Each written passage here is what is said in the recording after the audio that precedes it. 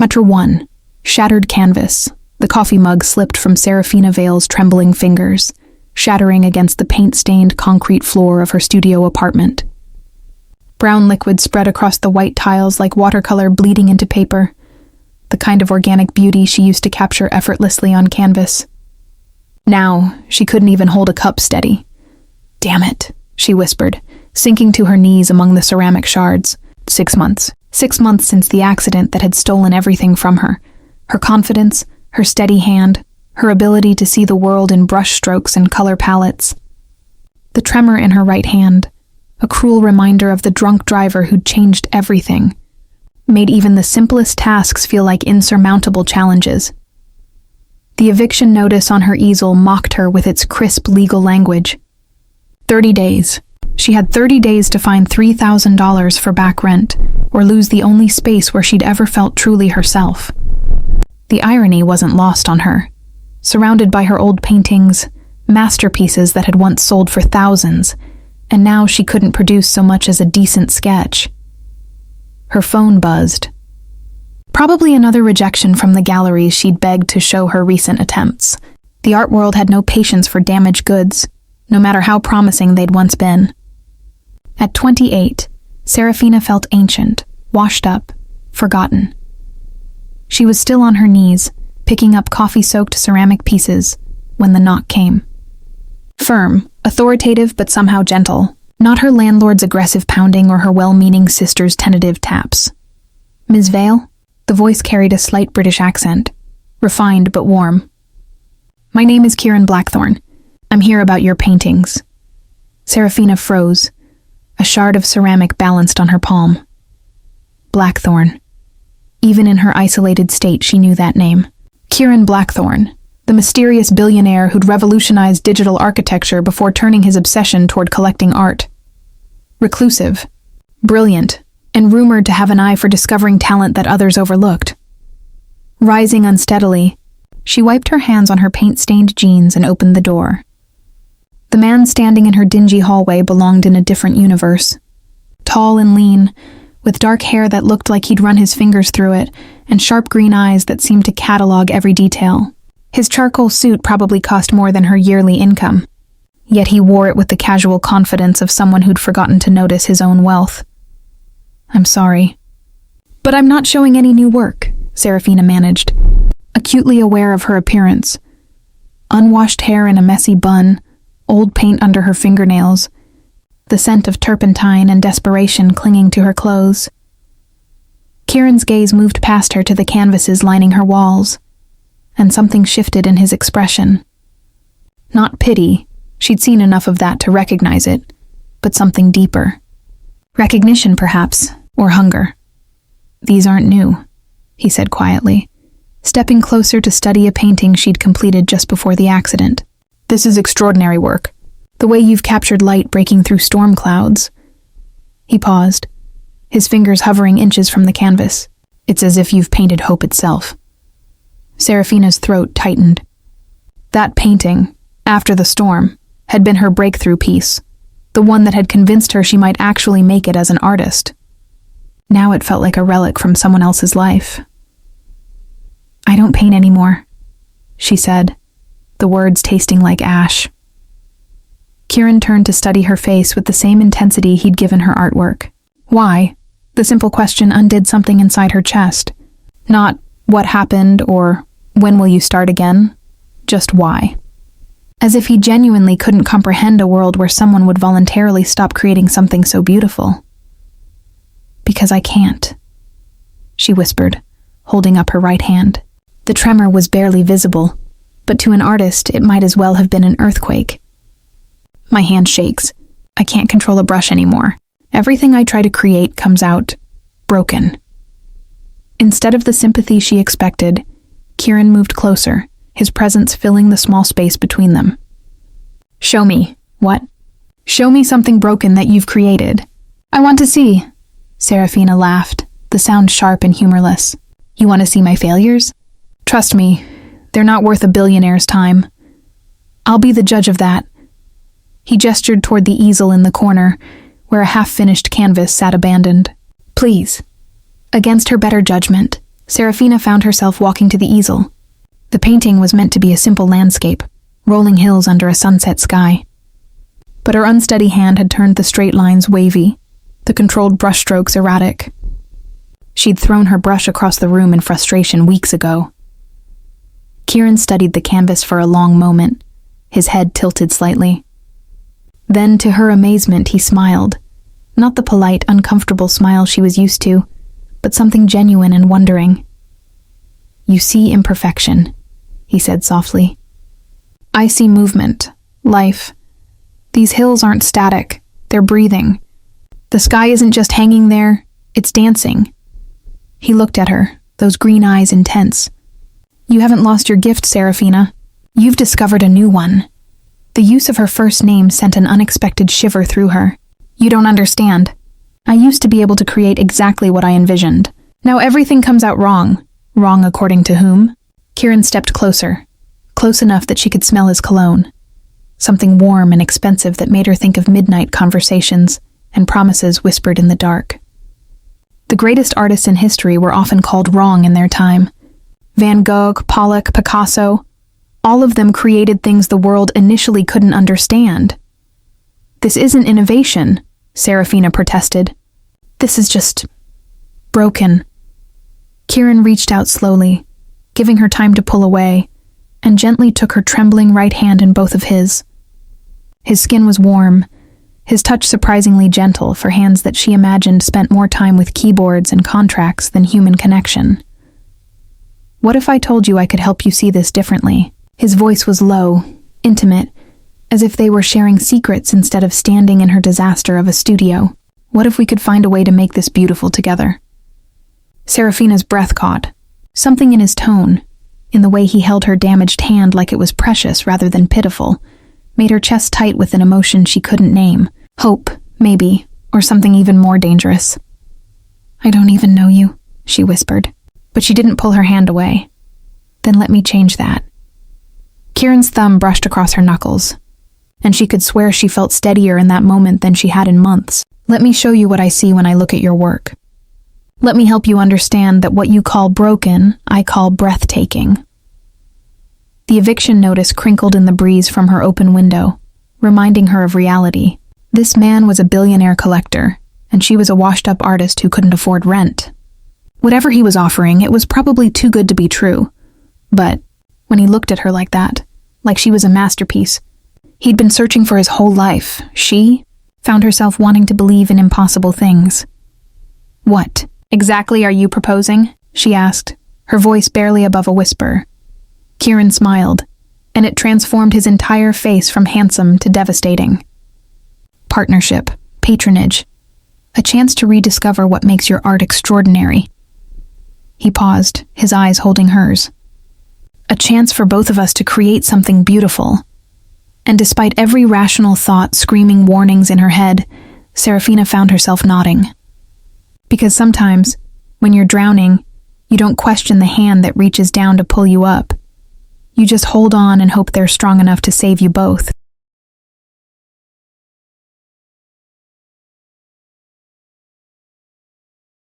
Chapter 2. The Collector's Gamble.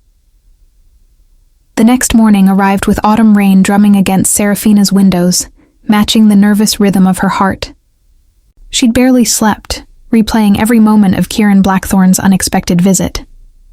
His business card lay on her nightstand like a small, elegant promise, heavy cardstock, embossed lettering, and an address in the most exclusive part of the city. "Meet me at my gallery at 10 a.m. Come as you are." Kay, the handwritten note on the back, had arrived by messenger at 7, along with enough coffee from her favorite cafe to suggest he'd done his research. Either very thoughtful or mildly stalkerish. With billionaires, she supposed, the line could be thin. Now, standing before the sleek glass building that housed Blackthorne Contemporary, Serafina felt every inch the imposter. Her best jeans had paint stains, her leather jacket had seen better decades, and her portfolio bag, if it could still be called that, held only a few sketches she wasn't entirely embarrassed by. The receptionist, a woman with silver hair and kind eyes, smiled as if paint-stained artists were perfectly normal visitors. Ms. Vale, Mr. Blackthorne is waiting for you in the main gallery. Serafina had attended gallery openings before, but nothing had prepared her for this.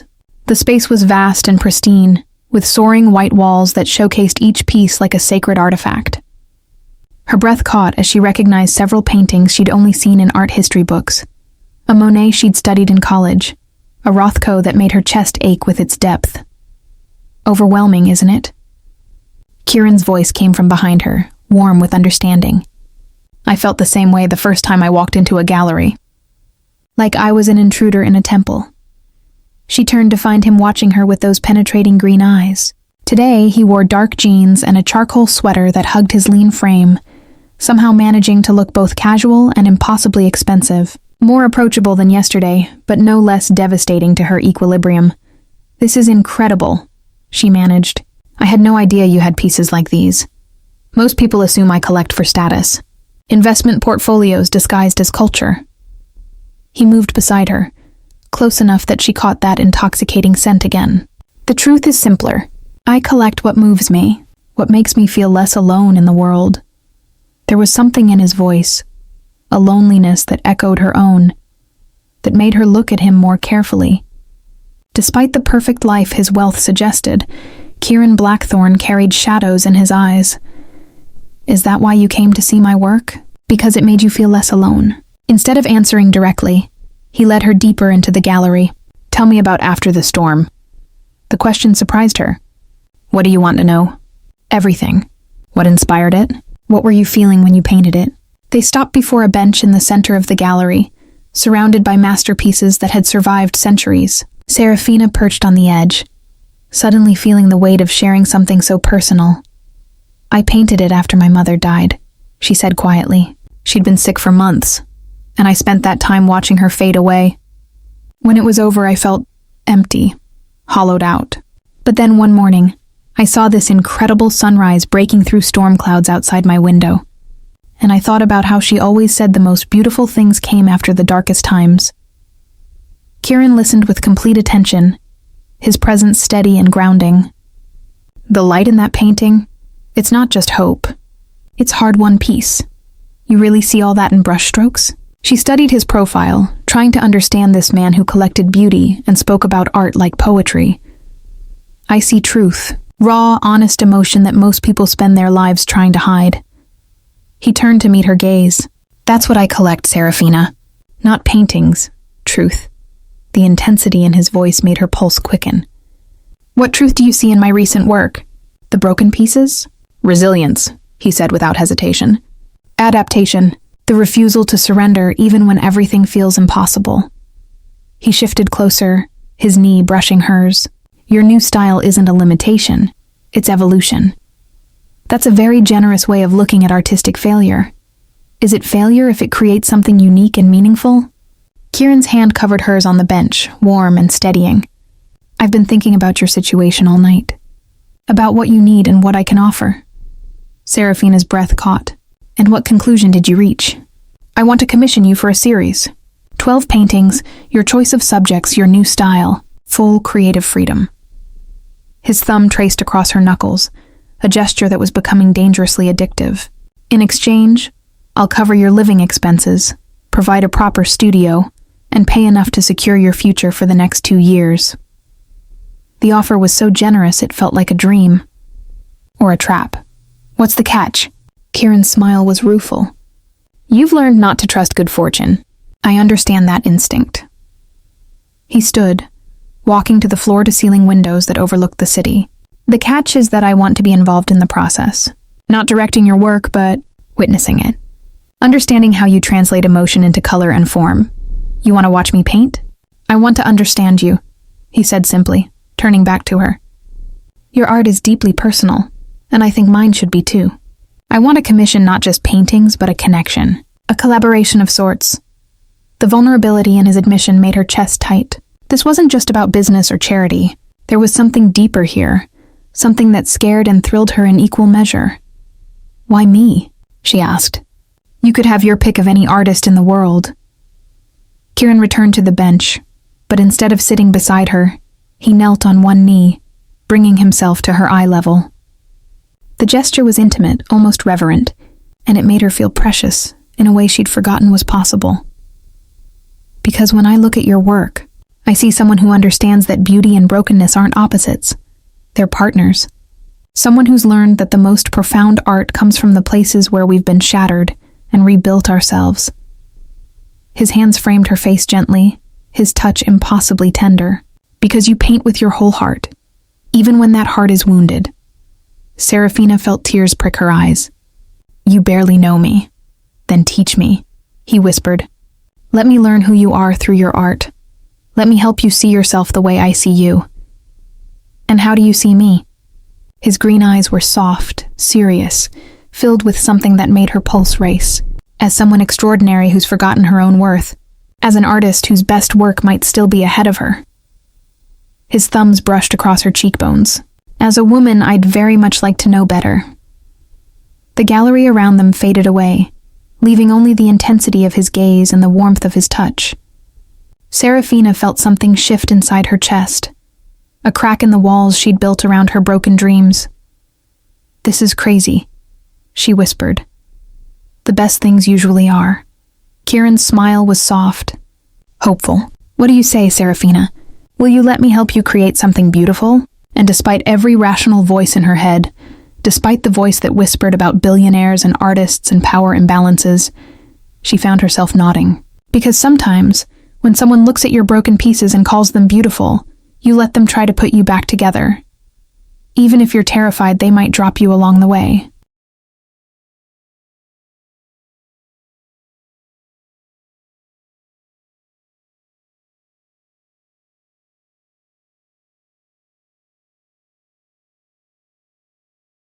Chapter 3. The Studio of Dreams.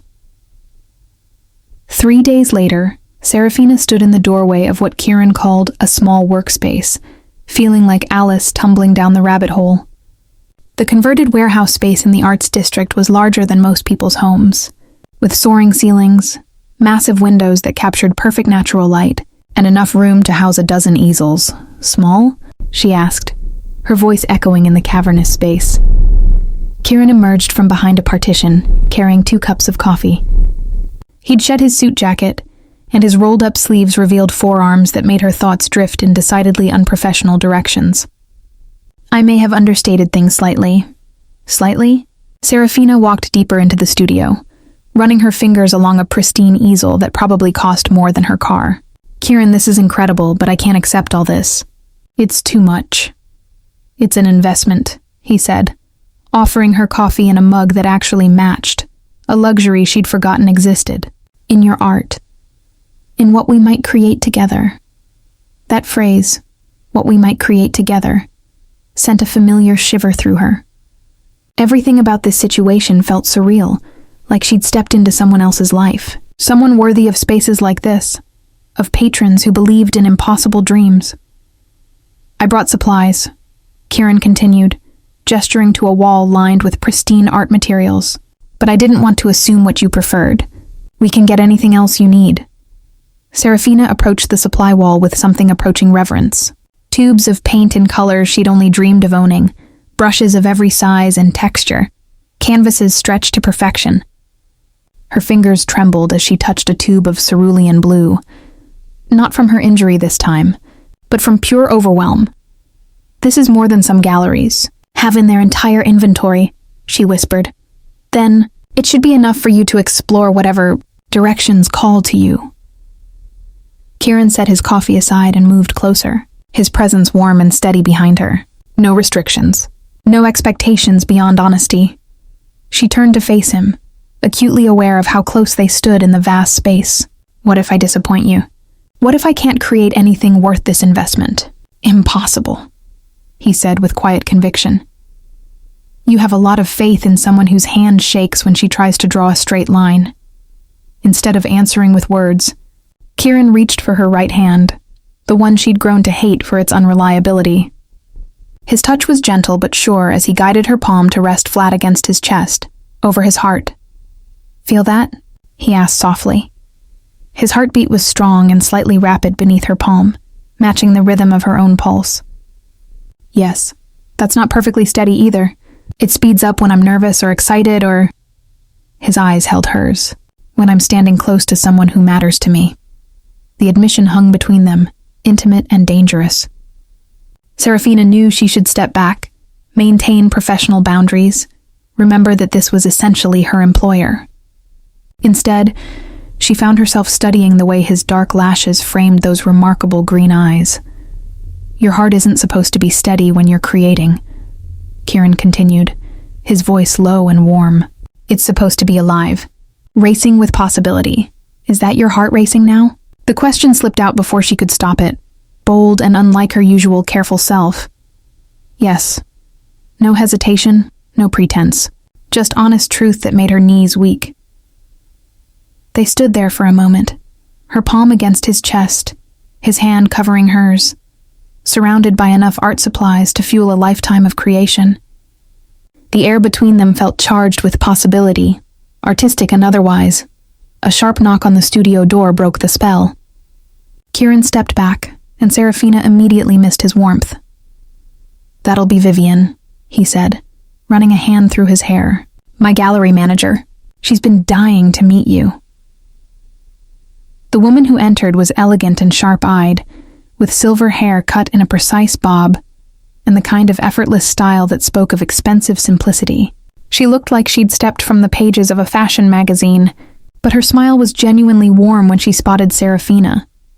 "So you're the artist who's had Kieran pacing his office like a caged tiger," Vivian said, extending a perfectly manicured hand. "I'm Vivian Cross.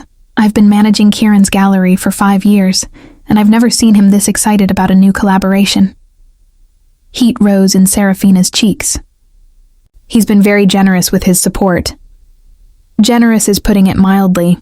He's been researching techniques for working with hand tremors, consulting with art therapists, even reaching out to other artists who've adapted their methods after injuries." Vivian's knowing smile suggested she understood exactly what was happening here. "Our Kieran doesn't do anything halfway." Serafina glanced at Kieran, who looked slightly embarrassed by the revelation. "You've been researching tremor techniques?" "I wanted to understand what you were facing," he said simply. Knowledge seemed like the least I could offer. Something warm and tight expanded in Serafina's chest. When was the last time someone had cared enough about her struggles to actually study them? Her sister meant well, but her advice usually amounted to, "Just relax and it'll get better." Here was a man who'd done actual research to understand her challenges. "What did you learn?" she asked. Kieran moved to a table where several books lay open, pages marked with careful annotations. "That many artists have found ways to work with tremors, not against them. Jackson Pollock's drip paintings, for instance. Some art historians believe his technique was partially influenced by hand tremors from alcoholism. But instead of limiting him, it became revolutionary." He picked up one of the books, opening to a page filled with examples of adaptive techniques. There are artists who've developed incredible methods, using different grip styles, working with larger movements, even incorporating the tremor into the artistic process itself. "You really did your homework," Serafina said, touched by the thoughtfulness. "I told you," Vivian interjected with obvious affection for her employer. "He doesn't do anything halfway. When Kieran Blackthorne invests in something or someone, he's all in." The weight of that statement settled over Serafina. This wasn't just casual patronage. Kieran was truly invested in her success, in ways that went far beyond financial support. "I brought something else," Kieran said, his tone carefully casual, "if you're interested in trying it." He led her to another easel. This one fitted with what looked like a modified arm brace. Elegant and almost sculptural, not the medical apparatus she might have expected.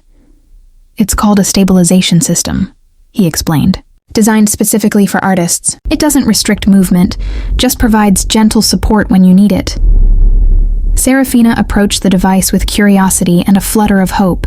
"May I?" Together they fitted the brace to her arm, Kieran's touch gentle and patient as he adjusted the settings. When she picked up a brush, the difference was immediate. Not perfect steadiness, but a supportive stability that felt like a safety net rather than a cage. "Try something simple," Vivian suggested. "Just see how it feels." Serafina loaded the brush with paint, a deep blue that reminded her of twilight skies, and touched it to the blank canvas. The line that emerged was smoother than anything she'd managed in months, fluid and controlled, yet still alive with subtle variation. Her breath caught. "Oh my God, how does it feel?" Kieran asked, watching her face intently. Like, she paused, searching for words. Like I can breathe again. For the next hour, she experimented with the system, creating simple shapes and color studies. Not masterpieces, but the first work she'd felt proud of since her accident. Kieran and Vivian watched from nearby, their quiet conversation creating a comfortable backdrop to her exploration. As the afternoon light shifted through the massive windows, casting golden rectangles across the studio floor, Serafina found herself thinking about possibility again. About futures she'd given up on. About the man who'd somehow seen potential in her brokenness and decided to help her build something beautiful from the pieces. When she finally set down her brush, her hand was tired but satisfied, the good kind of exhaustion that came from creation rather than struggle. "Thank you," she said, turning to find Kieran closer than she'd expected, his eyes soft with something that made her pulse quicken. "For what?" "For seeing me when I couldn't see myself." The admission felt vulnerable, dangerous, but entirely true. "For making me believe this might be possible." Kieran's hand found hers, fingers intertwining naturally. "This is just the beginning, Serafina. We're going to create something extraordinary together." And for the first time in months, she believed him. Chapter 4. Brushstrokes and Boundaries. 2 weeks into their collaboration, Serafina had established a routine that felt both foreign and natural. Mornings in the studio, surrounded by light and possibility, with Kieran arriving around 10 with coffee and whatever excuse he'd invented to check on her progress. His presence should have been intrusive. She'd always preferred solitude when creating. But instead it felt like having a missing piece restored. Today, she was working on her third piece in the commissioned series, a storm-tossed seascape that captured the turbulence she'd felt during those first months after her accident. The stabilization system allowed her to control the broader strokes, while her natural tremor added texture to the waves, an effect she was learning to embrace rather than fight. "The water looks angry," Kieran observed, settling into the chair he'd positioned for his viewing sessions. He'd learned to read her moods through her brushwork, an intimacy that felt both thrilling and terrifying. "It's supposed to," Serafina replied, adding white caps to a particularly violent wave. "Sometimes the ocean needs to rage before it finds peace." Speaking from experience, she glanced at him, noting the careful neutrality in his tone. Over the past 2 weeks, they danced around personal topics, sharing artistic philosophies and creative processes, while carefully avoiding the deeper emotional currents that pulled between them. "Aren't we all storms before we're still water?" she said instead of answering directly. Kieran was quiet for a moment, watching her work. He'd removed his suit jacket and rolled up his sleeves, a concession to the paint-scented warmth of the studio that made him look less like a billionaire collector and more like someone she could imagine sharing morning coffee with. "I used to think stillness was the goal," he said eventually. "Control, order, everything in its proper place. Then I started collecting art, and I realized that the most beautiful things come from disruption." "What disrupted your order?" The question slipped out before she could catch it, too personal for their carefully maintained professional boundaries. Instead of deflecting, Kieran met her gaze directly. "My brother's death." The simple statement hung in the air between them, heavy with grief and trust. Serafina set down her brush, giving him her full attention.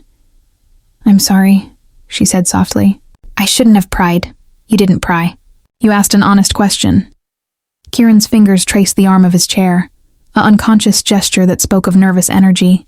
"Liam was everything I thought I should be. Charming, spontaneous, able to find joy in small moments. I was the serious one, the businessman. The one who worried about spreadsheets while he worried about living." Serafina recognized the weight in his voice, the particular ache of losing someone who'd been essential to your sense of self. "What happened to him?" "Car accident. 3 years ago." Kieran's voice was steady, but she could see the cost of that composure.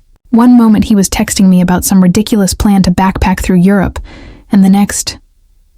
I understand, she said quietly. The randomness of it, how life can change in an instant. Yes. He looked at her with something like relief, as if she'd articulated something he'd struggled to express. After he died, I realized I'd been living like a ghost, going through motions, accumulating success, but never really inhabiting my own life. Is that when you started collecting art? It's when I started collecting life, Kieran corrected. Beauty, passion, things that mattered beyond profit margins. Art was just the beginning. The intensity in his gaze made her pulse quicken. They were venturing into dangerous territory, where professional collaboration blurred into something more personal and infinitely more complicated. Kieran, she began, not sure how to finish the thought. I know, he said softly. This isn't what we agreed to. You're here to paint, not to listen to my emotional baggage. That's not what I was going to say. Serafina wiped her hands on her apron, buying herself time to find the right words. I was going to say that I understand about living like a ghost. About going through motions until something forces you to wake up. Your accident? My accident, she confirmed. I thought I was living before, but really I was just existing. Following a plan, checking boxes. When the tremors started, when I couldn't paint the way I used to, I had to face the fact that I'd been hiding behind my art instead of really living through it. Kieran stood from his chair, moving closer but stopping just outside her personal space. And now I'm learning that broken doesn't mean worthless. That adaptation can be a form of growth. She gestured to the painting on her easel, where controlled chaos was creating something surprisingly beautiful, that sometimes our limitations become our greatest strengths. You're not broken, Serafina. His voice was low, intense. You're evolving. The way he said her name, like it was something precious, made her forget about professional boundaries and sensible caution. She found herself stepping closer, drawn by the warmth in his eyes and the promise of understanding she saw there. What are we doing here, Kieran? She asked, her voice barely above a whisper. I wish I knew, he admitted, his hand rising to cup her cheek. I've never mixed business with anything else, never let someone matter enough to complicate things, and now I can't seem to remember why that was such an important rule. His thumb brushed across her cheekbone, and Serafina felt herself leaning into the touch. This was dangerous territory, she knew that. He was her patron, her financial lifeline, the person holding her artistic future in his hands. Getting involved with him could destroy everything they'd built. But when he looked at her like that, like she was the masterpiece, instead of the artist, rational, thought became nearly impossible. This could be a mistake, she whispered. Probably, Kieran agreed, his other hand settling on her waist. Most worthwhile things are. The distance between them disappeared slowly, giving either of them time to step back, to remember sense and propriety. Neither of them did. When his lips finally touched hers, it was soft and tentative, a question rather than a demand. Serafina's answer was to rise on her toes, deepening the kiss with a hunger that surprised them both. Months of isolation and self-doubt melted away under the warmth of his mouth, replaced by something bright and alive and dangerous. When they broke apart, both breathing unsteadily, Kieran rested his forehead against hers. This changes things, he said, his voice rough. Yes, she agreed, her hands fisted in his shirt to keep him close. Are you okay with that? Instead of answering immediately, Kieran pulled back to study her face, his expression serious. I need you to know that this doesn't affect our agreement. Your commission, the studio, your artistic independence. None of that changes regardless of what happens between us personally. The fact that his first concern was protecting her autonomy made something warm and precious unfurl in her chest. And if I said I wanted to pretend this never happened, then we'd pretend this never happened, he said simply. Your choice, Serafina, always. But as she looked into his eyes, seeing the genuine care and desire there, she realized she didn't want to pretend anything. For the first time in months, she wanted to move forward instead of retreating, "What if I don't want to pretend?" she asked. Kieran's smile was soft and devastating. "Then we figure this out together. Carefully, honestly. Those are good starting points." "The best ones I know," he agreed, pressing another gentle kiss to her lips. "Now show me what this storm becomes when it finds its peace." And as Serafina returned to her easel, Kieran's presence somehow steadying rather than distracting, she realized that sometimes the most beautiful transformations happened when you stopped fighting the current and learned to dance with the waves instead. Chapter 5. Colors of Vulnerability. The following morning brought the first real test of their new dynamic. Serafina arrived at the studio to find not just Kieran, but a woman she didn't recognize, elegant, blonde, and clearly comfortable in Kieran's space, in a way that made Serafina's stomach tighten with unexpected jealousy. "Serafina," Kieran said, rising from where he'd been seated at the small conference table they'd added for reviewing her work. "I'd like you to meet Isabella Whitmore. She's the curator for the Museum of Contemporary Arts." Isabella stood with fluid grace, extending a perfectly manicured hand. "Ms. Vale, I've been absolutely dying to meet you. Kieran has been quite secretive about your work, but what I've seen in photographs is remarkable." Relief and embarrassment warred in Serafina's chest. Of course this was business. Professional. She was being ridiculous, letting one kiss make her territorial about a man who moved in circles she barely understood. "It's nice to meet you," Serafina managed, acutely aware of her paint-stained clothes compared to Isabella's pristine designer suit, "though I'm not sure my work is ready for museum consideration." "That's exactly why I'm here," Isabella said, with a smile that was probably meant to be reassuring but felt predatory. "I understand you're developing a new technique, working with physical limitations to create unique textural effects. It's exactly the kind of innovation our Emerging Artists program seeks to highlight." Serafina glanced at Kieran, trying to read his expression. He looked pleased, but cautious, as if he understood her discomfort, but wasn't sure how to address it without overstepping. "I appreciate the interest," Serafina said carefully, "but I'm still very much in the experimental phase. I'm not sure I have anything exhibition ready." "Oh, but you do," Isabella insisted, moving toward the easel where yesterday's storm painting still sat. "This piece, for instance. The way you've used controlled chaos to create movement. It's extraordinary. Very now. Very relevant to contemporary conversations about adaptation and resilience." There was something in Isabella's tone that made Serafina bristle, clinical, analytical, as if her personal struggle was just another art world trend to be catalogued and commodified. "That painting isn't finished," she said, stepping protectively closer to her work. "Even better. We could document your process, create a multimedia exhibition around the theme of artistic evolution." Isabella's eyes gleamed with the fervor of someone who'd found her next big discovery. "Imagine Beyond Broken, an artist's journey through limitation to liberation. We could include video of your process, statements about your adaptive techniques, perhaps even medical documentation of your condition." "No." The word came out sharper than Serafina intended, cutting through Isabella's enthusiastic pitch. "Absolutely not." Isabella blinked, clearly surprised by the vehemence of the refusal. "I understand it might feel invasive, but this kind of personal narrative is what contemporary audiences connect with. Your story of overcoming physical challenges through artistic innovation is not a commodity." Serafina's voice was steady, but her hands were trembling, and not from her condition. "My medical situation is not exhibition material."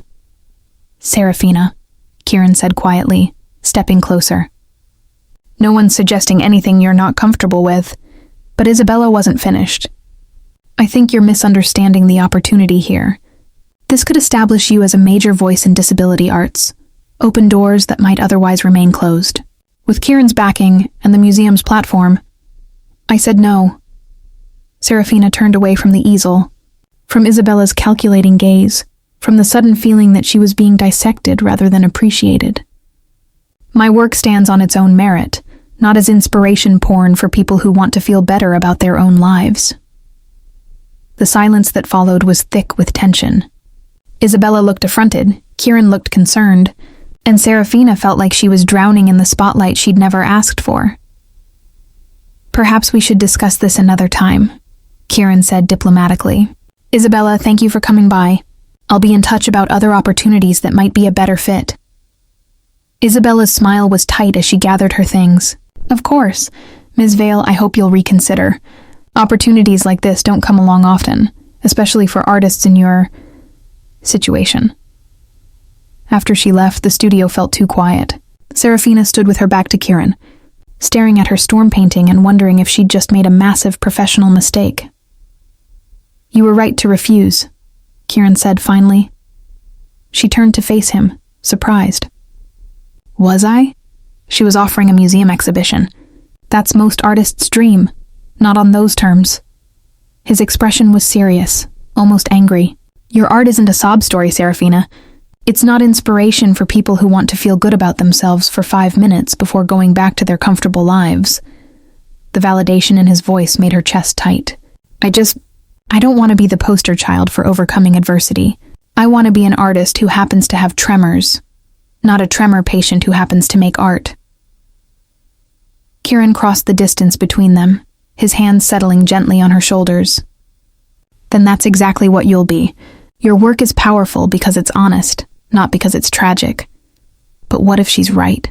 What if this was my chance and I blew it because I was too proud to play the victim?" "Look at me," Kieran said, waiting until she met his eyes. "You are not a victim. You're an artist who's found a new way to create beauty. That's not inspirational. It's revolutionary." The certainty in his voice steadied something inside her. "You really believe that?" "I know it." His hand slid down to take hers, steady and warm. "Isabella Whitmore sees a marketing opportunity. I see a master discovering her true voice." "And what voice is that?" Kieran's smile was soft, intimate, meant just for her. Authentic, uncompromising. Brave enough to refuse easy answers and comfortable categories. Standing there in the morning light, surrounded by canvases that represented her journey from despair to tentative hope, Serafina felt something shift inside her chest. Not the crack of breaking, but the stretch of growing, like a plant reaching toward sunlight. "What happens now?" she asked. "Now you keep painting, keep growing, keep refusing to let anyone put your art in a box marked inspirational," Kieran said. "And when you're ready, when you decide the work is finished and you want to share it, we'll find the right venue. One that celebrates your art, not your story. And us?" The question slipped out before she could catch it. Vulnerable and necessary. Kieran's expression gentled. "We figure it out as we go. No pressure, no expectations beyond honesty and respect for what you're building here." He leaned down to press a soft kiss to her forehead, and Serafina closed her eyes, letting herself lean into his strength. "I should get back to work," she said eventually, though she made no move to step away. "Should I leave you alone today? Give you space to process?" The offer was genuine, generous, and exactly wrong. "Actually," she said, surprising herself, "I think I'd like you to stay, if you want to." "Always," Kieran said simply, and the word held promise that extended far beyond a single morning in the studio. As Serafina returned to her easel, she found herself thinking about storms and stillness, about the difference between being watched and being seen. Isabella had looked at her work and seen a story to be sold. Kieran looked at her work and saw truth worth protecting. She picked up her brush, her hand steady in its controlled tremor, and began to paint. Not inspiration, not overcoming, but simply the next moment of becoming who she was meant to be. Chapter 6. Shadows and Light. 3 weeks later, Serafina's confidence in her new artistic direction was shattered by an unexpected visitor. She was alone in the studio. Kieran had been called away for an emergency board meeting, when her sister Melody burst through the door without knocking, her expression a mixture of concern and frustration. "Sarah, what the hell are you doing?" Melody demanded, still wearing her nurse scrubs from the hospital where she worked. "I've been trying to reach you for days." Serafina set down her brush, noting how her hand immediately began trembling more noticeably under stress. "I've been working. You know, that thing people do to pay their bills? Working for some billionaire who's probably taking advantage of you," Melody shot back, her protective instincts in full display. "Do you have any idea what people are saying?" What people? But even as she asked, Serafina felt a chill of premonition. Melody pulled out her phone, scrolling through what looked like social media posts. Someone photographed you and him together. Outside the gallery, at that coffee shop you like. There are rumors flying about his charity case artist, and whether he's buying more than just paintings. The words hit Serafina like physical blows. She sank onto the stool by her easel, feeling suddenly nauseated. Show me. The photos were grainy but unmistakable. Her and Kieran sharing coffee, his hand on her back as he guided her into the gallery, their heads bent close together in conversation. Innocent moments that looked intimate under the lens of gossip and speculation. The comments were worse. Speculation about her arrangement with Kieran, discussions of whether she was earning her keep in ways that had nothing to do with art, cruel assessments of her worthiness compared to his usual social circle. I knew this would happen, Melody continued, pacing the studio like a caged animal. Rich men don't help artists out of the goodness of their hearts, Sarah. There's always a price. It's not like that, Serafina said weakly, but doubt was creeping in like poison. Had she been naive? Had she let loneliness and gratitude cloud her judgment about Kieran's intentions? Isn't it? Look at this place. Melody gestured around the expensive studio. Look at everything he's given you. Men like him don't spend this kind of money without expecting something in return. He's never pressured me. Yet, Melody interrupted. But what happens when you don't want to give him what he's really after? What happens to your career, your studio, your future, when the billionaire gets bored? Each question was a dagger, precise and poisonous. Serafina thought about Isabella's visit, about how quickly Kieran had dismissed the curator when she'd refused to cooperate. What would happen when she disappointed him in more significant ways? I can't do this, she whispered, looking around the studio that had felt like salvation just hours ago. Now it felt like a beautiful cage, evidence of her dependence on Kieran's generosity and goodwill. Finally, Melody said, relief evident in her voice. Come home with me. We'll figure out a way to get you back on your feet without compromising yourself. But as Serafina stood to gather her things, she caught sight of the painting she'd been working on, a piece about transformation, about finding beauty in unexpected places. Her tremor had created subtle variations in the brushstrokes that somehow made the whole composition more alive, more honest. Was she really ready to walk away from this? From the first artistic progress she'd made in months? From the man who'd seen potential in her broken pieces? I need to think, she said finally. What's there to think about? You're letting some rich guy play with your life like you're his personal art project. The accusation stung, because there was just enough truth in it to hurt. Wasn't that exactly what she'd been afraid of? That she was more interesting to Kieran as a case study than as a woman? By the time Kieran returned to the studio that evening, Serafina had worked herself into a state of barely controlled panic. The photos, the comments, Melody's warnings, they all swirled together in a toxic cocktail of doubt and fear. How was your meeting? She asked, not looking up from the canvas she'd been staring at for the past hour without actually seeing. Tedious but necessary, Kieran replied, and she could hear the smile in his voice. How was your afternoon? You seem to have accomplished a lot. He moved closer, and she felt the familiar warmth of his presence. This piece is incredible, Serafina. The way the light seems to emerge from the shadows. We need to talk. The words came out harsher than she'd intended, cutting through his enthusiasm like a blade. Kieran's tone immediately shifted, becoming careful, alert. Of course. What's wrong? She finally turned to face him, noting how his expression changed as he took in her obvious distress. Someone photographed us together. The pictures are online, along with some very interesting theories about our relationship. Understanding flickered across Kieran's features, followed quickly by anger. What are they saying? That you're keeping a charity case. That I'm paying for your generosity in ways that have nothing to do with art. She forced herself to meet his eyes. Are they right? The question hung between them like a loaded weapon. Kieran's face went through several expressions. Surprise, hurt, and finally a carefully controlled neutrality that was somehow worse than anger. Is that what you think? He asked quietly. I don't know what to think anymore. The admission felt like confession. This whole situation, The studio, the commission, the attention you've given me. It's too much, too fast. Men like you don't usually rescue struggling artists without expecting something in return.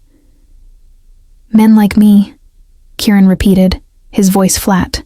And what kind of man is that exactly? Serafina flinched at the ice in his tone. Wealthy, powerful, used to getting what you want. And what is it you think I want from you? The question was quiet, dangerous. Serafina felt like she was standing on the edge of a cliff, knowing that her next words would either build a bridge or burn one permanently. I think you want to fix something broken, she said finally. I think you want to be the hero of a story about salvation and transformation. And I think I've been fool enough to let you cast me as the grateful victim? The silence that followed was devastating. Kieran stood perfectly still, his expression unreadable, while Serafina felt her heart breaking with each second that passed. I see, he said eventually. And the fact that I've never asked for anything from you, never made any demands or expectations beyond your artistic growth, that means nothing? People will always wonder, she whispered. They'll always assume, let them, Kieran said sharply. Since when do you care what strangers think about your life? Since those strangers can destroy what's left of my reputation, she shot back. Since I realized I've become completely dependent on your goodwill for everything. My studio, my income, my future. What happens when you get tired of playing patron? When you decide I'm not grateful enough or interesting enough anymore? Kieran's control finally cracked. Is that really what you think of me? That I'm some manipulative bastard who's been playing games with your life? I don't know. The words exploded out of her. Months of insecurity and self-doubt finally finding voice. I don't know anything about you beyond what you've chosen to show me. I don't know if this is real or just another acquisition for your collection. The accusation struck home. She could see it in the way Kieran's face went pale, the way his hands clenched at his sides. You're right, he said finally, his voice deadly quiet. You don't know me at all. He moved to the table where they kept contracts and paperwork, pulling out a folder with swift, economical movements. Your commission contract, he said, placing it on her easel. Complete creative control. Payment schedule guaranteed regardless of personal circumstances, and ownership rights that ensure your independence. He looked at her with eyes that had gone cold and distant. Everything designed to protect you from exactly the kind of manipulation you're accusing me of. Serafina stared at the contract, seeing for the first time the clauses that protected her interests, the language that ensured her autonomy. She'd been so overwhelmed by his generosity that she'd never really studied the legal framework he'd created around their arrangement. Kieran. I'll have my lawyer add a clause tomorrow, he continued as if she hadn't spoken. If you choose to end our personal relationship, it has no bearing on your professional commission. You'll have the studio for the full agreed-upon term, payment will continue on schedule, and I'll have no contact with you beyond what's necessary for business. Each word felt like another nail in the coffin of whatever had been growing between them. I didn't mean, yes, you did. Kieran's smile was bitter, nothing like the warm expressions she'd grown to treasure. You meant every word, and maybe you were right to say them. He moved toward the door, then paused, looking back at her with something like pity. For what it's worth, he said quietly. I wasn't trying to fix you, Serafina. I thought you were perfect exactly as you were. Apparently I was wrong about a lot of things. The door closed behind him with a soft click that sounded like finality. Serafina stood alone in the studio, surrounded by paintings that chronicled her journey, from despair to hope to this hollow ache that felt like losing something precious before she'd fully understood its value. She looked down at the contract in her hands, seeing now all the ways Kieran had protected her from the very fear she'd just thrown in his face. He'd anticipated her concerns about dependence and power imbalance, had built safeguards into their arrangement that she'd been too overwhelmed to notice, and she'd just accused him of being a predator. The studio felt enormous and empty without his presence. The paintings on the walls looked like monuments to her stupidity, evidence of growth she'd been too afraid to trust. Outside, rain began to fall against the windows, matching the tears she finally allowed herself to shed. She'd been so afraid of being vulnerable that she'd destroyed the first real connection she'd felt in years. so terrified of dependence that she'd rejected someone who'd consistently respected her independence. Her phone buzzed with a text from Melody. "Come home when you're ready." You did the right thing, but staring at the empty studio, at the evidence of Kieran's faith in her abilities scattered across every surface, Serafina had never been less certain that she'd done anything right at all. Chapter 7. The price of pride. For 3 days, Serafina tried to convince herself she'd made the right choice. She worked on her paintings with mechanical precision, using the techniques Kieran had helped her develop, while trying not to think about the man who'd made them possible. The studio felt cavernous without his presence, every corner echoing with conversations they'd never have again. She'd destroyed something beautiful, because she'd been too scared to trust it.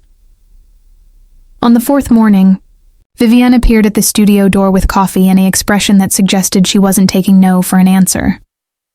"We need to talk," the gallery manager said, settling into the chair Kieran used to occupy during his visits.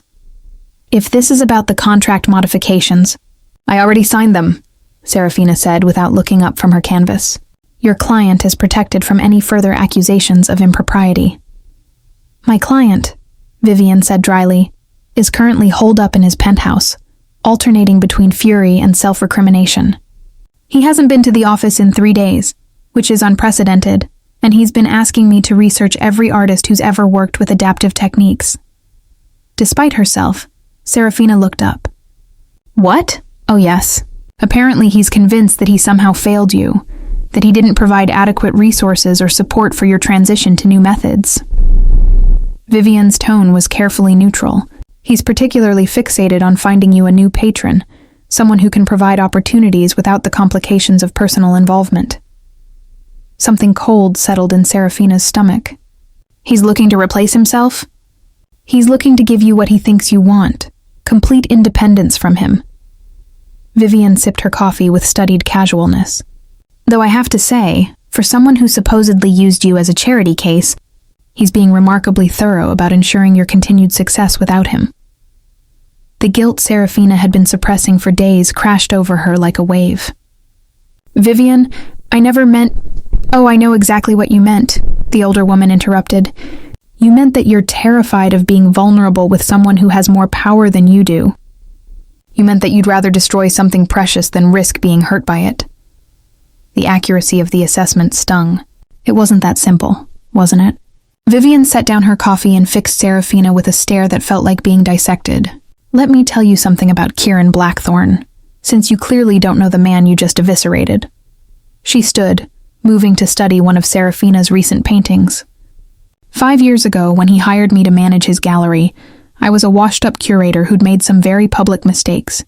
My reputation was in ruins, my career essentially over. Kieran offered me a position that was far more generous than my experience warranted, and I spent the first 6 months waiting for the other shoe to drop. Vivienne turned back to face her. "It never did. He's never asked for anything from me beyond professional competence, never made me feel like I owed him anything beyond doing my job well. And when I finally worked up the courage to ask him why he'd taken a chance on me, do you know what he said?" Serafina shook her head, not trusting her voice. He said, "Everyone deserves the opportunity to rebuild from their mistakes. I just provided the foundation. You did the rebuilding." Vivienne's smile was sad. Sound familiar? The parallel was impossible to miss. Kieran had seen potential in Vivienne, just as he'd seen it in Serafina. Had provided opportunity without strings, just as he'd tried to do for her. But the photos, the rumors, are exactly what they appear to be. Malicious gossip from people who can't imagine that a man might help a woman without expecting sexual favors in return. Vivienne's tone sharpened. "The question is, why did you choose to believe strangers over someone who'd shown you nothing but respect and support?" The question hit like a physical blow. Why had she believed the worst? Why had she let fear override everything Kieran had actually done for her? "I was scared," she whispered. "Of what exactly?" "Of depending on him. Of caring about him. Of losing everything again when it inevitably fell apart." The admission felt like bleeding. "I've lost so much, Vivienne. My ability to paint the way I used to. My confidence, my sense of who I was. I couldn't bear the thought of losing him too, so I pushed him away first." "Ah." Vivienne nodded with the satisfaction of someone whose theory had been confirmed. So you decided to hurt him before he could hurt you. I didn't mean to hurt him, but you did. Quite thoroughly, actually. Vivienne returned to her chair, her expression softening slightly. The man who researched adaptive art techniques for weeks just to understand your challenges? Who designed a commission structure specifically to protect your autonomy? Who looked at your broken work and called it revolutionary? You accused him of being a predator. Each word was a fresh wound. Serafina had been so focused on her own fears that she'd completely dismissed everything Kieran had actually done, every way he'd shown care without asking for anything in return. What do I do? She asked, her voice barely above a whisper. That depends. Do you want to be right, or do you want to be happy? The choice was simple when phrased like that, but the execution felt impossible. What if he won't forgive me? What if he will? Vivienne countered. Are you really going to let pride and fear cost you the best thing that's happened to you in years? Serafina looked around the studio, at paintings that chronicled her journey from despair to hope to this current wasteland of regret. She thought about Kieran's hand steadying hers as they adjusted the stabilization system, his voice calling her work revolutionary when she could only see failure, his absolute respect for her boundaries, even as he'd fallen in love with her. Because that's what it had been, she realized now. Love. Real, generous, unconditional love that had scared her so much she'd convinced herself it was manipulation. How do I fix this? She asked. Vivienne smiled for the first time since arriving. The same way you fixed your art, darling. You adapt. You find a new way to create something beautiful from the broken pieces. And if it's too late, then at least you'll know you tried. But Serafina? Vivienne stood, gathering her purse and empty coffee cup. I've known Kieran Blackthorne for 5 years. The man who spent the last 3 days trying to ensure your success without him isn't someone who falls out of love easily. After Vivienne left, Serafina sat alone in the studio, staring at her latest painting, a landscape where storm clouds were giving way to uncertain sunlight. The metaphor wasn't lost on her. The question was whether she was brave enough to step out of the storm and into whatever came next. Her hands were trembling as she reached for her phone, but for once, it had nothing to do with her medical condition, and everything to do with the most important call she'd ever have to make, if it wasn't already too late. Chapter 8. Canvas of Truth. Serafina's hands shook as she scrolled through her contacts, finding Kieran's number but unable to bring herself to press call. What did you say to someone you'd accused of predatory behavior when you realized you'd been catastrophically wrong? How did you apologize for destroying trust that had been freely given? Instead of calling, she found herself moving to a blank canvas, her largest one yet. Sometimes the only way to express the inexpressible was through paint and brush, through colors that could carry emotions too complex for words. She worked through the night and into the next day, pausing only for water and brief moments to rest her aching hand. The stabilization system Kieran had provided made the extended session possible, a cruel irony that made her chest tight with regret. The painting that emerged was raw, honest, painful, a self-portrait of sorts, but fractured, showing all the broken places, the fear, the self-doubt that had driven her to push away the best thing in her life. But there, in the cracks between the shattered pieces, she painted light, hope, the possibility of healing. At the bottom corner, in small but precise letters, she wrote, I was wrong, as it wasn't enough, but it was a start. She was adding the final touches when she heard footsteps in the corridor outside the studio. Her heart leaped. Kieran? But it was Vivienne who appeared in the doorway, followed by a man Serafina didn't recognize. Tall, silver-haired, with the kind of authoritative presence that spoke of wealth and power. Serafina, Vivienne said carefully, I'd like you to meet Marcus Thornfield. He's interested in discussing your work. Marcus stepped forward with a practiced smile. Ms. Vale, I've heard remarkable things about your adaptive techniques. I represent several collectors who are very interested in contemporary artists working with physical challenges. The phrase made Serafina's skin crawl. I'm sorry, but I'm not looking for new representation at the moment. Of course. But perhaps you'd allow me to view your recent work. I understand you've developed some fascinating approaches too. incorporating tremor effects into your brushwork. There it was again, the focus on her disability as a marketing point rather than her art as expression. Serafina felt a flash of anger, followed immediately by a deeper understanding of what Kieran had been protecting her from. "My work isn't about tremor effects," she said firmly. "It's about finding new ways to create beauty. If that's not what interests you, then we have nothing to discuss." Marcus's smile faltered slightly. "I think you may be misunderstanding the market opportunity here. The disability arts movement is very popular right now. Get out." The words came out quiet but deadly serious. "Both of you. Now." Vivian looked pleased rather than offended. "I think that went well, don't you, Marcus?" As the gallery manager escorted the confused collector from the studio, Serafina realized what had just happened. This had been a test, a way for her to understand exactly what Kieran had been shielding her from. The vultures who would reduce her struggle to a commodity, her growth to a trend. Kieran had seen her art as revolutionary. Marcus had seen it as marketable disability inspiration. The difference was everything. Her phone rang, startling her from her thoughts. The number was unfamiliar, but she answered anyway. "Ms. Vale? This is James Morrison, Mr. Blackthorne's attorney." The voice was professionally neutral. "I'm calling to inform you that Mr. Blackthorne has found a suitable replacement patron for your work. Dr. Elena Rodriguez specializes in supporting artists with adaptive needs.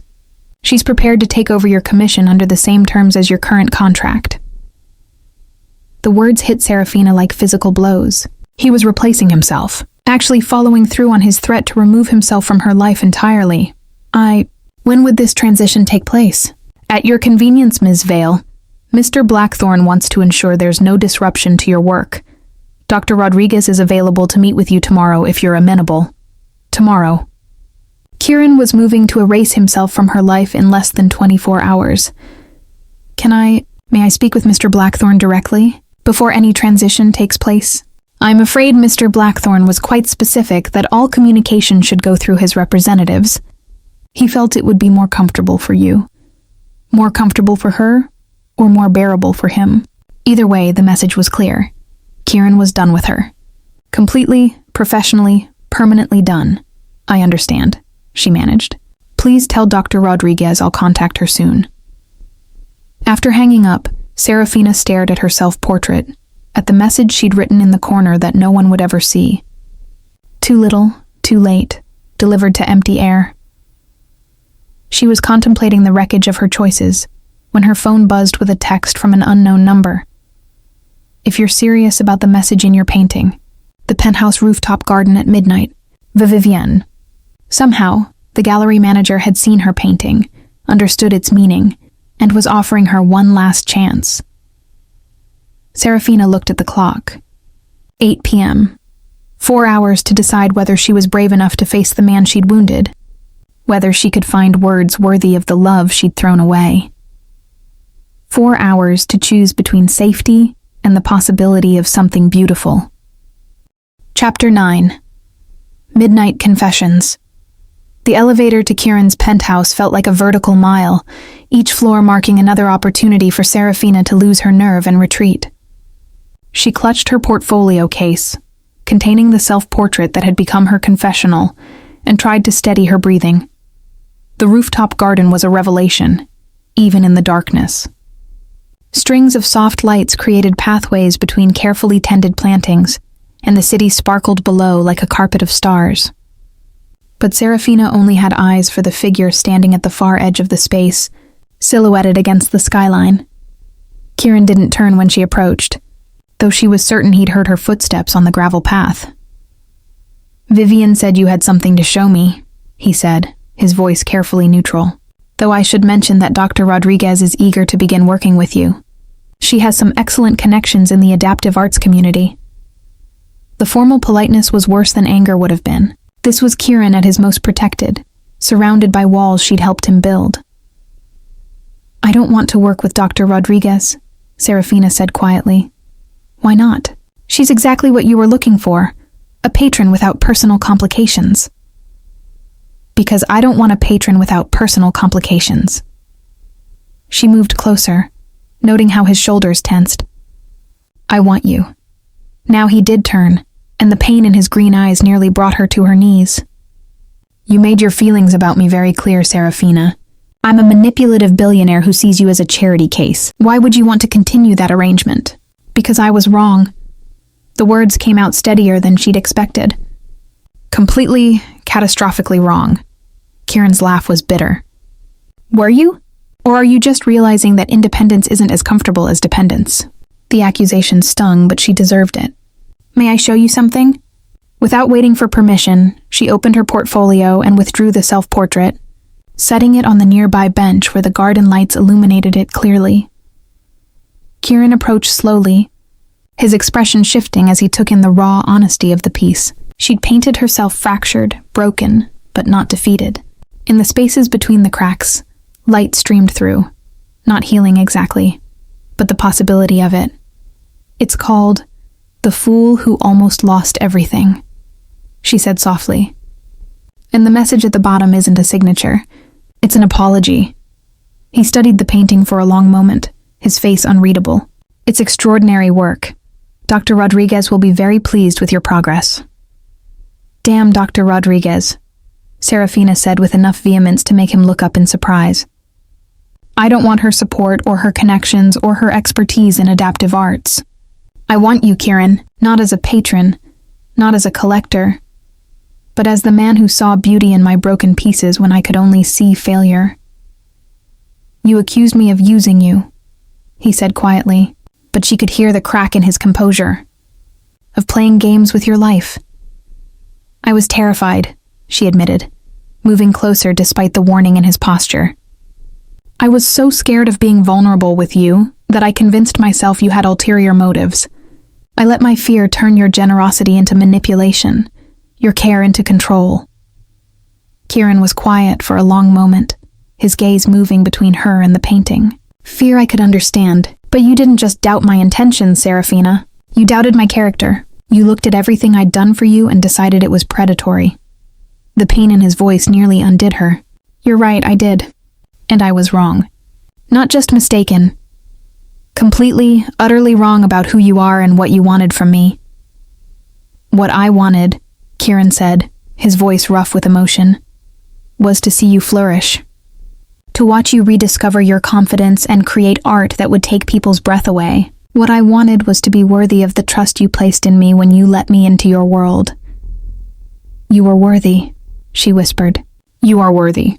And I threw it away because I was too broken to believe that someone could love me without wanting to fix me first. The word love hung between them like a bridge neither was sure they could cross. Kieran's hands clenched at his sides, and she could see him warring between hope and self-protection.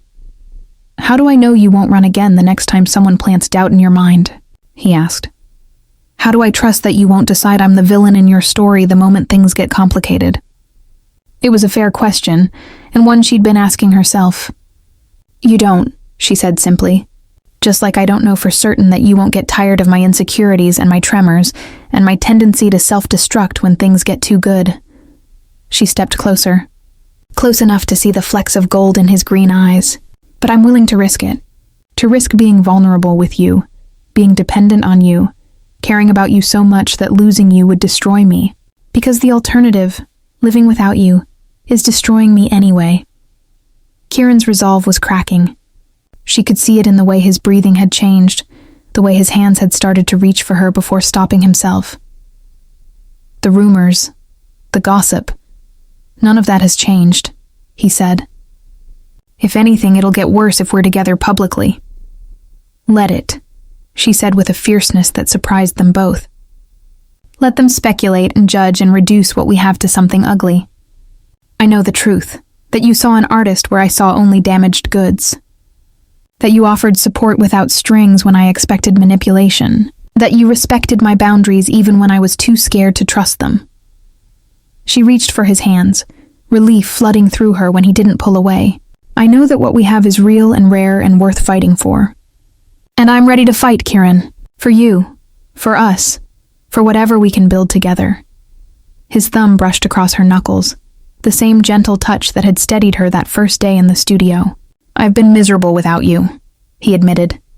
These past few days, I kept reaching for my phone to tell you about something I'd seen or thought you'd find interesting, and then remembering that I'd broken your heart, that you'd made me realize how much I'd come to depend on you too. On your perspective, your laugh, the way you see beauty in things other people overlook. His other hand came up to cup her face.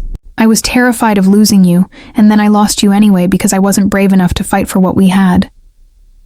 We were both cowards, Serafina said, leaning into his touch. But we're here now. We're trying, are we? His green eyes searched hers. Because this is your last chance to run, Serafina. If we do this, if we try to build something real together, I'm not going to let you go easily next time you get scared. The promise and the threat were equally thrilling. I don't want to run anymore. I want to stay and fight and create something beautiful with you. The kiss, when it finally came, tasted of tears and forgiveness and new beginnings. Serafina poured everything into it.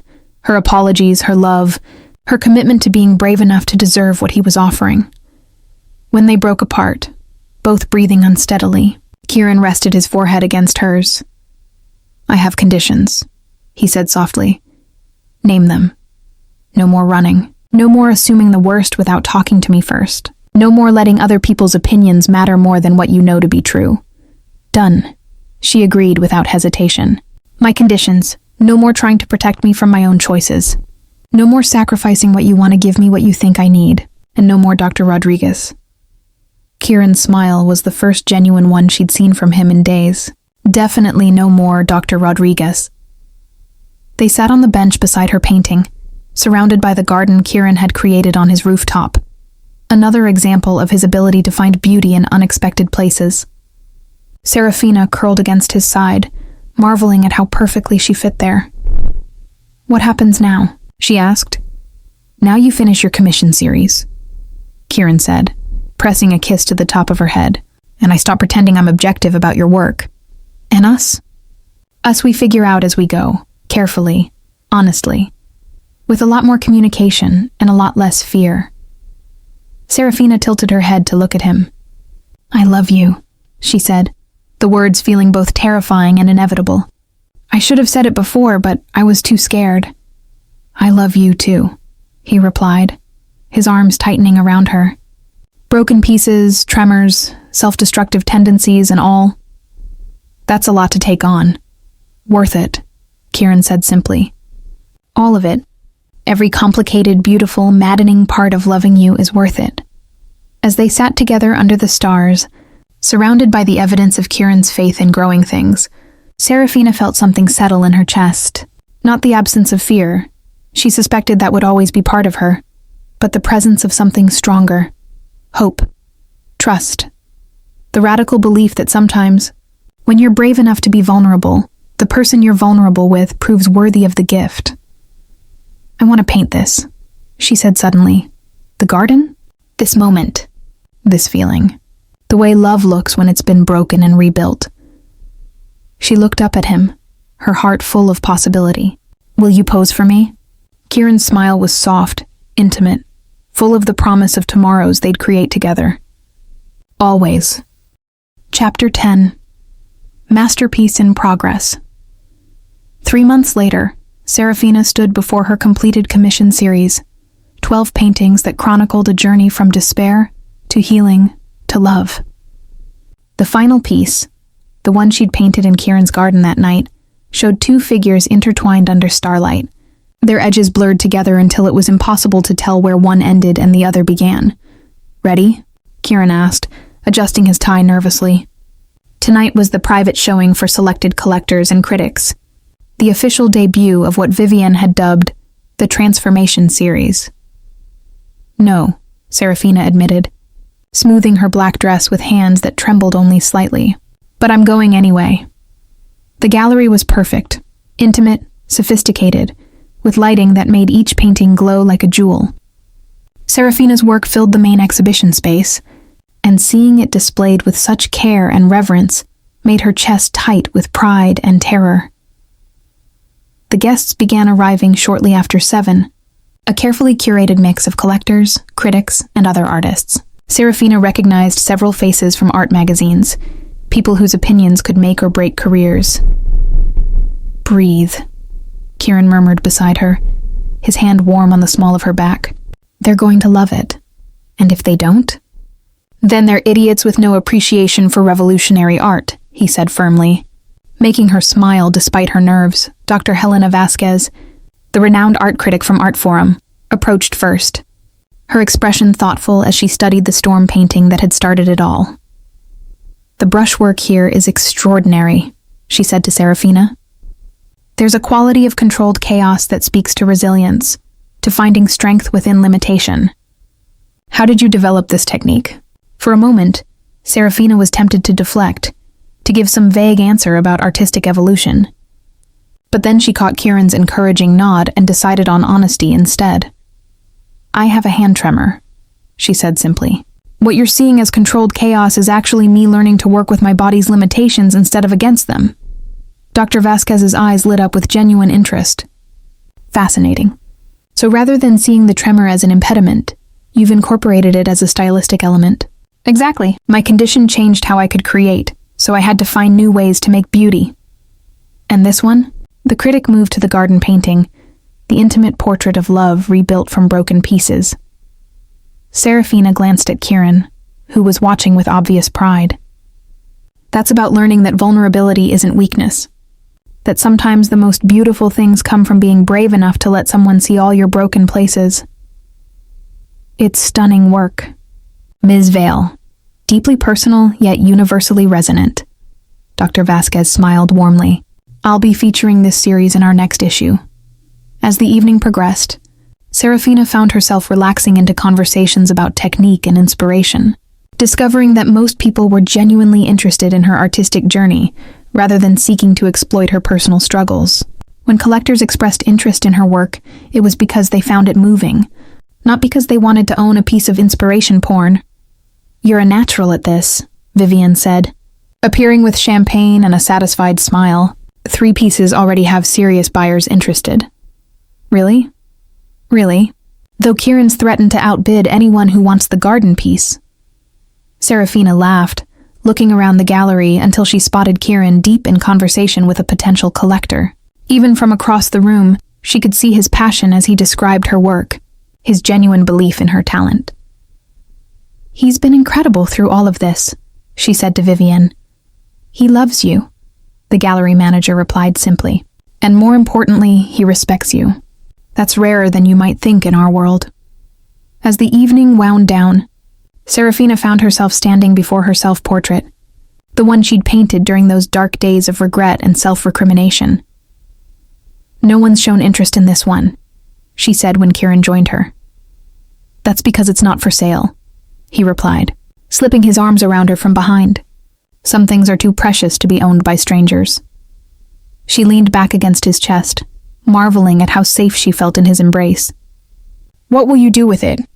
Hang it in our bedroom, he said simply, and her heart stuttered at the casual hour. As a reminder of how far you've come. How far we've come? Our bedroom? She asked, turning in his arms to face him. Kieran's smile was soft, nervous, hopeful. I was hoping you might consider moving in with me. Officially. Not because you need me to take care of you, but because I can't imagine waking up anywhere that you're not. The proposal was everything she'd learned to love about him. Generous without being overwhelming. Offering partnership instead of rescue. What about my independence? My artistic autonomy? You'll have your studio. Your own space to create. Your own bank account and your own career. His hands framed her face tenderly. But you'll also have me, for as long as you want me. And if I have another moment of panic? If I get scared and try to push you away again, then I'll remind you that we're stronger together than apart. That love isn't about perfection. It's about choosing each other. Flaws and fears and all. Serafina thought about the paintings surrounding them, about the journey they chronicled from brokenness to beauty.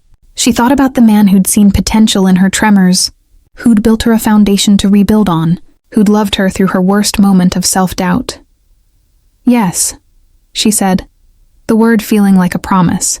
Yes to moving in, yes to building something together, yes to whatever comes next. Kieran's kiss was soft and sure. full of joy and relief and the promise of tomorrows they'd create together. When they broke apart, Serafina noticed they had an audience, Vivian beaming from across the gallery, Dr. Vasquez taking notes that were probably more about romance than art criticism, and several other guests watching with indulgent smiles. "Think they approve?" Kieran asked, following her gaze. "I don't care if they do," Serafina replied, surprised by how true it was. "All that matters is that we approve. And do we?" She looked around the gallery, at evidence of her artistic rebirth hanging on the walls, at the man who'd helped make it possible standing beside her, at the future stretching ahead of them, bright with possibility.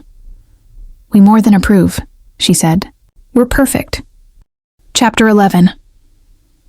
New Foundations.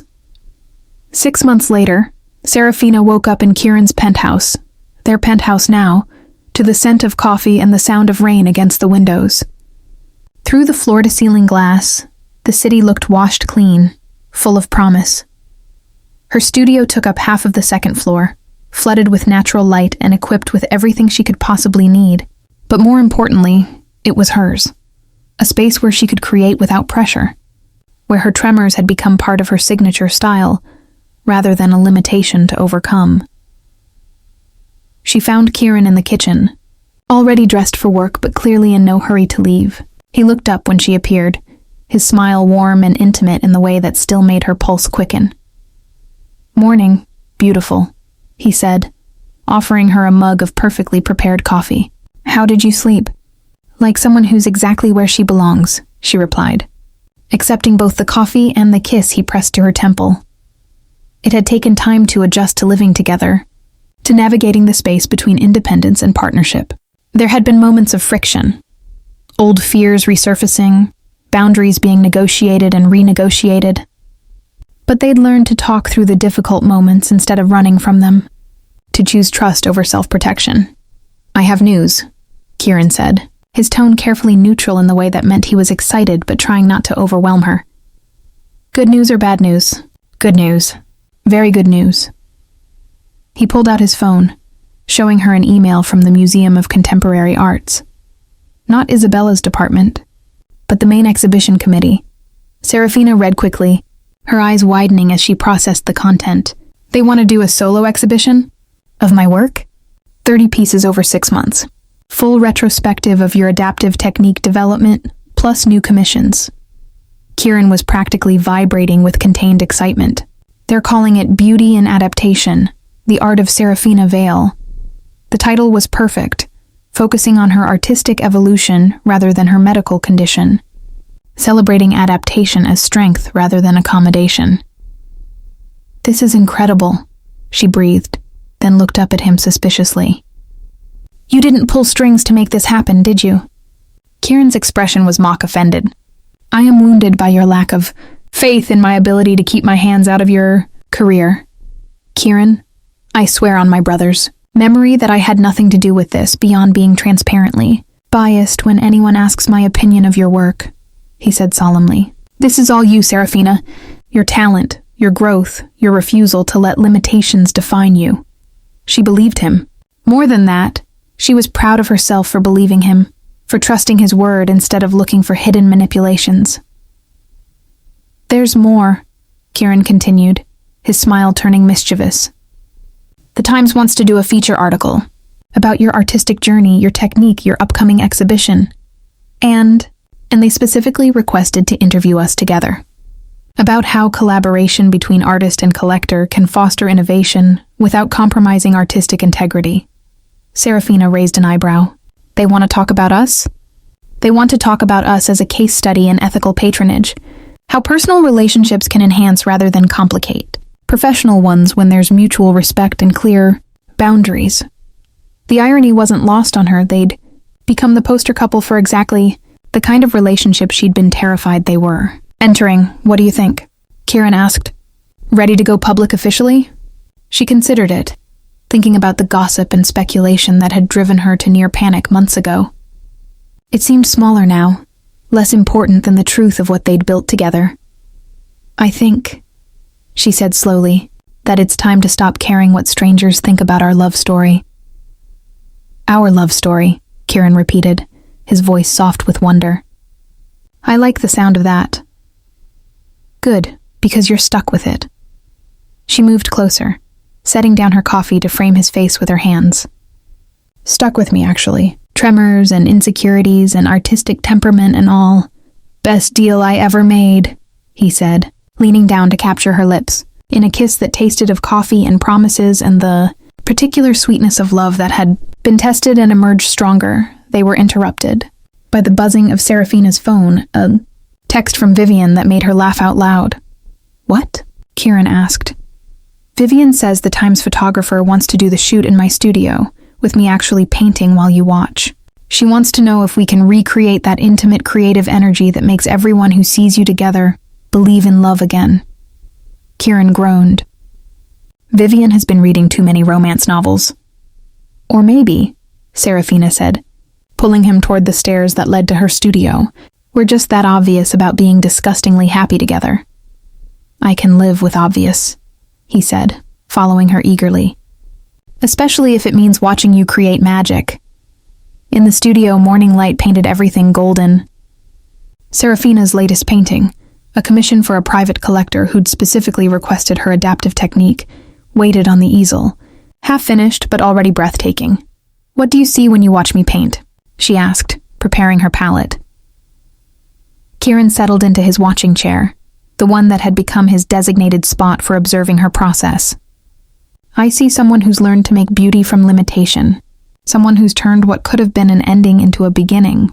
And when I get frustrated, when my hand shakes more than usual and I want to throw my brush across the room, then I see someone human enough to struggle and strong enough to keep trying anyway. His voice was quiet, serious. I see the woman I fell in love with, not despite your challenges, but including them. Serafina loaded her brush with cerulean blue, the color that had become her signature since learning to work with her tremors. The first stroke across the canvas was confident, sure, alive with the subtle variations that made her new style unique. I used to think this was broken, she said, indicating the slight tremor in her hand as she worked. Now I think it's just different. My own way of making marks on the world. It's perfect, Kieran said simply. You're perfect. Not because you have no flaws, but because your flaws are part of what makes you extraordinary. As Serafina painted, she thought about the journey that had brought them here. From her darkest moment to this bright morning. From fear and isolation to love and partnership. The tremor in her hand, once a source of shame, now created textures that collectors sought specifically. Her vulnerability, once a weakness, had become the foundation for the deepest connection she'd ever experienced. I have something to tell you, she said, without looking away from her canvas. Should I be worried? I've been thinking about doing a series of paintings about you, about us. About what love looks like when it's built on seeing each other clearly instead of trying to fix each other. She glanced over to find Kieran looking stunned, touched, and slightly terrified. You want to paint me? I want to paint the way you look at me when I'm creating something new. The way your hands move when you're explaining why a particular piece moves you. The way you smile when you think I'm not watching. She set down her brush, turning to face him fully. I want to capture what it looks like when someone loves you exactly as you are. Kieran was quiet for a long moment, and she could see him processing the magnitude of what she was offering. Not just to paint him, but to make their love the subject of her art. That's not going to be an easy series to display publicly, he said finally. The best art isn't easy, Serafina replied. And besides, if we're going to be the poster couple for ethical artistic partnerships, we might as well give them something worth looking at. When do we start? Right now, if you want. The light is perfect, and you're already in position. Kieran's smile was soft, wondering, completely unguarded. Then yes, paint me, paint us. Paint whatever this is between us that feels too big and beautiful for words. As Serafina reached for a fresh canvas, her hands steady with purpose, she thought about the note she'd written on her self-portrait months ago. I was wrong. She'd been wrong about so many things. About her worth. About Kieran's intentions. About what love could look like when it was based on truth rather than fear. But she'd also been wrong about something else. endings. What she'd thought was the end of her story had actually been the beginning of their story. And as she began to paint the man who'd helped her rebuild from broken pieces, she realized that sometimes the most beautiful masterpieces were the ones created not alone, but together. "What should we call this series?" Kieran asked, settling into his pose. Serafina considered, her brush poised above the canvas. "How about He Whispered, I'll Make It Beautiful, and She Found Her Happily Ever After?" "Perfect," Kieran said, his eyes soft with love and promise. "Absolutely perfect." And as she began to paint, capturing the light in his eyes and the love in his expression, Serafina knew he was right. This was perfect, not because it was flawless, but because it was theirs. Built from broken pieces, painted with trembling hands, and made beautiful through the radical act of choosing trust over fear. It was, she realized, exactly the happily ever after she'd never dared to dream possible. Chapter 12, Ever After 1 year later, the opening night of Beauty and Adaptation, The Art of Serafina Vale, at the Museum of Contemporary Arts, was everything Serafina had dreamed of, and nothing like what she'd expected. The main gallery buzzed with conversation. Critics and collectors moving from piece to piece with the kind of focused attention that made her chest tight with pride and terror. "Stop fidgeting," Kieran murmured beside her, his hand warm and steady on her lower back. He looked devastating in his black tuxedo, but it was the pride in his eyes that made her feel beautiful. "I'm not fidgeting," she protested, then immediately smoothed her red dress and checked her hair in the reflection of a nearby window. "You're fidgeting," Vivian said, appearing with champagne and her trademark knowing smile. "But understandably so. Do you see the crowd around your adaptive series? That's the sound of your technique being recognized as revolutionary rather than accommodating." It was true. The paintings that chronicled her journey from traditional methods to her new style drew viewers like magnets, people studying the brushwork with fascination rather than pity. Several prominent critics had already published previews calling her work essential viewing and a redefinition of what artistic mastery can look like. The Times review came out an hour ago. Vivian continued, pulling up her phone. "Listen to this. Serafina Vale has accomplished something remarkable. She's taken what many would consider a limitation and transformed it into a superpower. Her latest work doesn't just accommodate her hand tremor, it celebrates it, creating textures and movements impossible to achieve through traditional techniques alone." Serafina felt tears prick her eyes. After so many months of wondering if she'd ever create anything meaningful again, to be celebrated not despite her challenges but because of how she'd grown through them felt like a miracle. "There's more," Vivian said with obvious delight. "The Love series, featuring her partner and patron Kieran Blackthorne, offers an intimate look at how personal relationships can inspire rather than compromise artistic vision. These are not portraits of a man, but rather paintings of love itself, how it looks when it's built on genuine seeing and acceptance rather than the desire to fix or be fixed." Kieran's arm tightened around her waist, and when she looked up at him, his expression was soft with wonder and something deeper, the look of a man who'd found his home in another person's eyes. "They get it," she whispered, hardly daring to believe it. "Of course they get it," he replied. "How could they not? You've painted truth so honest it's impossible to miss." The evening progressed in a blur of conversations and congratulations. Dr. Helena Vasquez, the critic who'd first championed Serafina's work, brought several international collectors who expressed interest in commissioning pieces. A representative from the Tate Modern inquired about a traveling exhibition. 3 different art schools asked if she'd consider teaching masterclasses in adaptive techniques. But the moment that mattered most came near the end of the evening, when Serafina found herself standing before the final painting in the exhibition, the one she'd almost not included.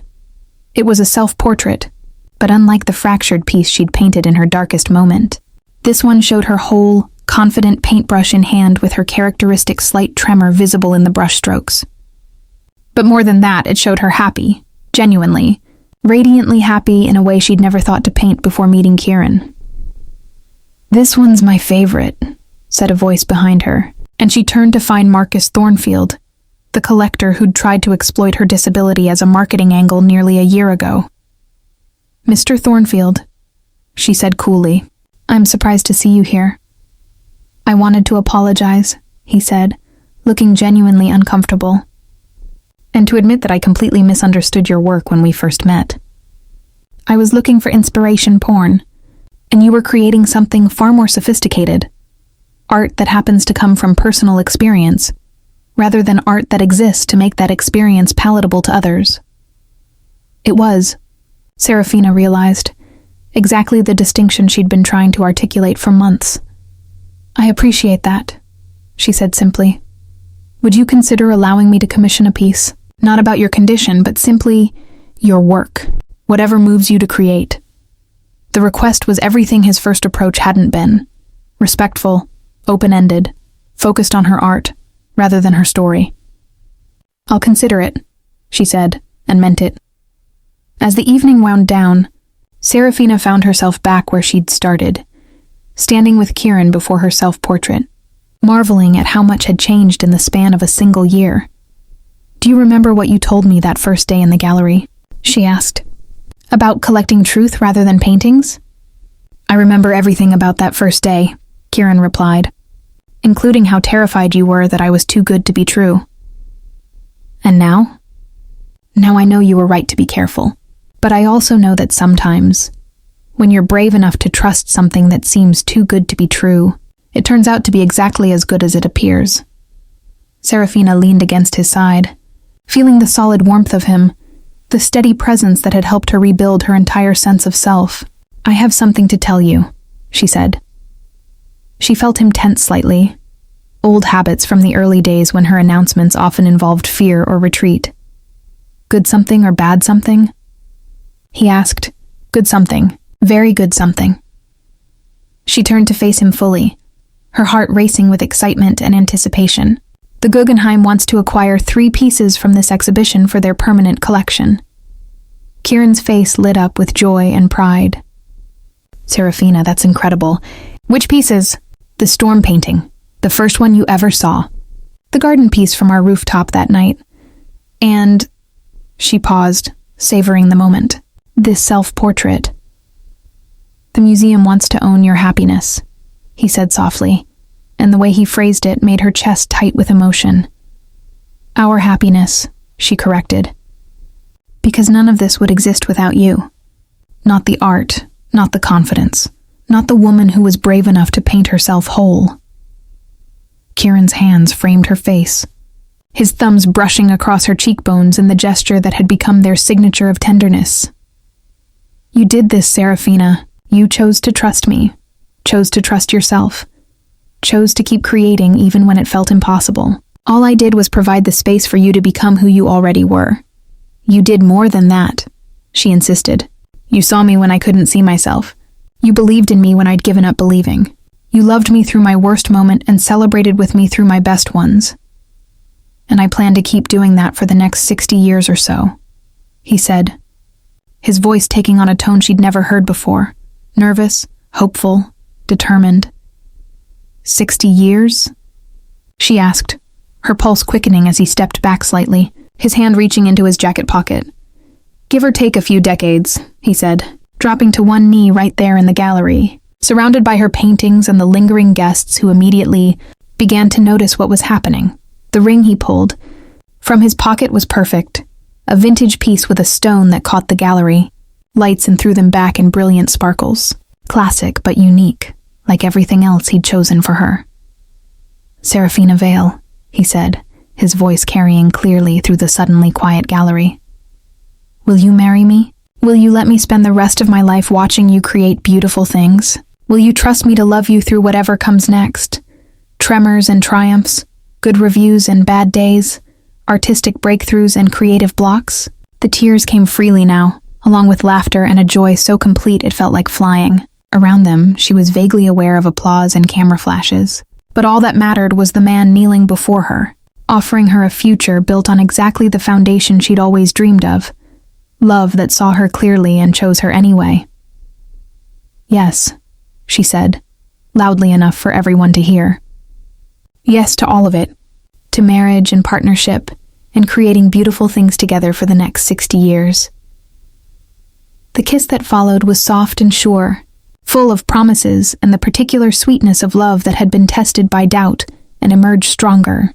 When they broke apart, the gallery erupted in applause, and Serafina realized that this, surrounded by her art, in the arms of the man who'd helped her find her way back to herself, was exactly what happily ever after looked like. Not an ending, but a beginning. Not perfection, but the promise to keep choosing each other, keep growing together, keep creating beauty from whatever life brought their way. As Kieran slipped the ring onto her finger, Serafina looked around the gallery one more time, at the paintings that chronicled their journey, at the faces of people moved by her art, at the evidence of dreams she'd thought were lost forever. He had whispered that he'd make it beautiful, and somehow, impossibly, he had. They had. Together they'd taken her broken pieces and built something stronger, more honest, more real than anything she could have created alone. And as they walked out of the gallery together, hand in hand, Serafina knew with absolute certainty that this was exactly the happily ever after she'd never dared to dream possible. Not because it was perfect, but because it was theirs, built from trust, painted with love, and designed to last a lifetime of beautiful tomorrows.